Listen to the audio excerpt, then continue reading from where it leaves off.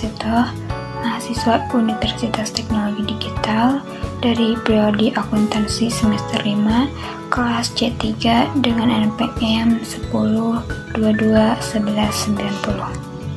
Saya akan memaparkan mengenai analisis penerapan tata kelola perusahaan atau GCG pada Bank BNI. Implementasi GCG telah terbukti memberikan dampak positif terhadap kinerja BNI.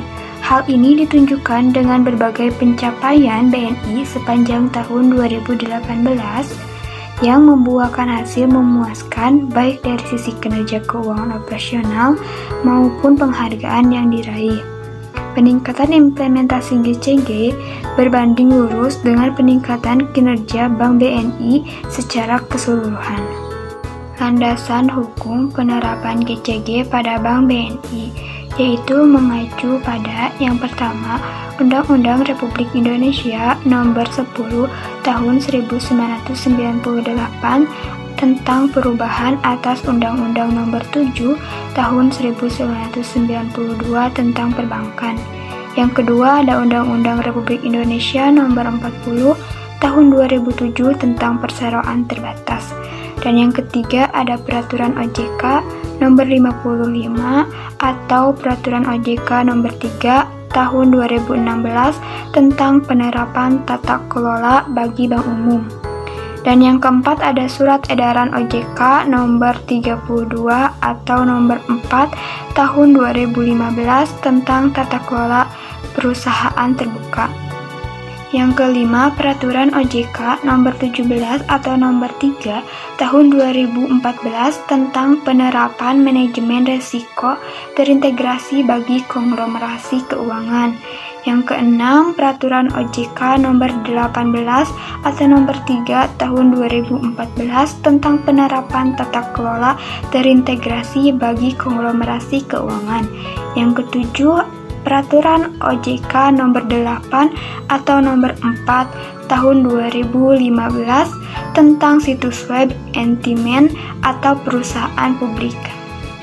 8. Peraturan OJK Nomor 31 atau Nomor 4 Tahun 2015 tentang keterbukaan atas informasi atau fakta material oleh emiten atau perusahaan publik. Yang kesembilan, Surat Edaran OJK Nomor 13 atau Nomor 3 Tahun 2017 tentang penerapan tata kelola bagi bank umum. Prinsip-prinsip GCG pada Bank BNI. Yang pertama yaitu ada transparansi yang meliputi 1.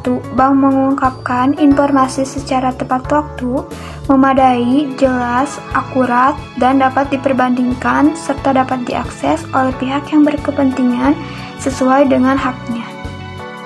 2. Bank mengungkapkan informasi yang meliputi tetapi tidak terbatas pada visi misi, sasaran usaha strategi bank, kondisi keuangan, susunan dan kompensasi, pengurus, pemegang saham pengendali, pejabat eksklusif, pengelola risiko, sistem pengawasan dan pengendalian intern, status kepatuhan, sistem dan implementasi GCG, serta informasi dan fakta material yang dapat mempengaruhi keputusan bermodal.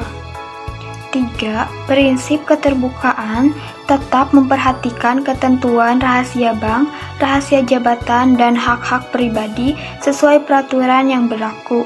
4. Kebijakan bank harus tertulis dan komunikasikan kepada pemegang saham dan yang berhak memperoleh informasi tentang kebijakan tersebut.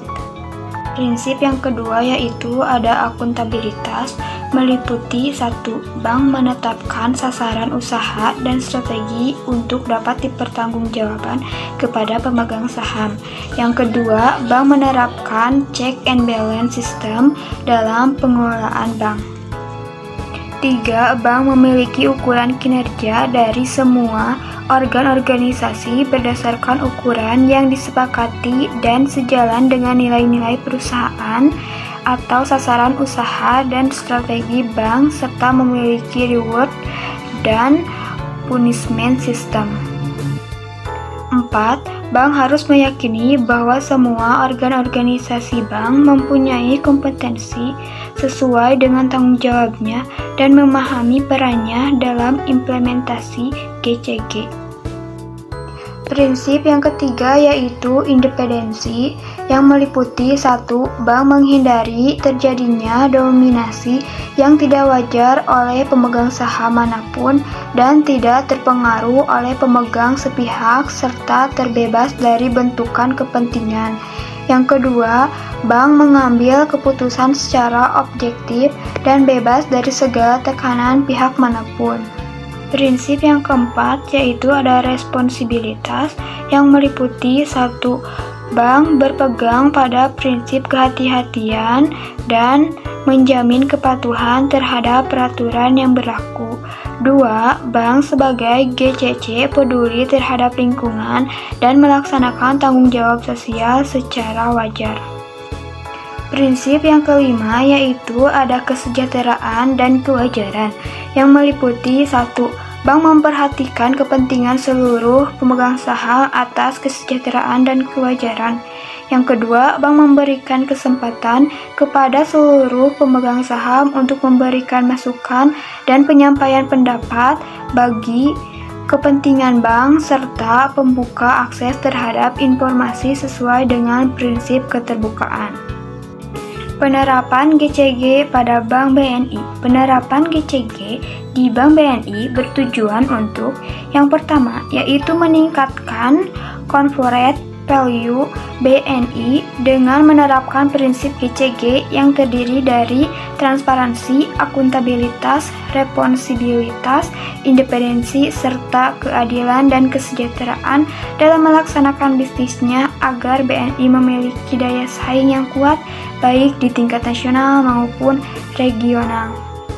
Kedua, mendorong setiap organ BNI untuk selalu menekankan budaya GCG dalam setiap pengambilan keputusan yang dilandasi nilai dan norma yang berlaku serta tingkat keputusan yang tinggi terhadap peraturan perundang-undangan yang berlaku.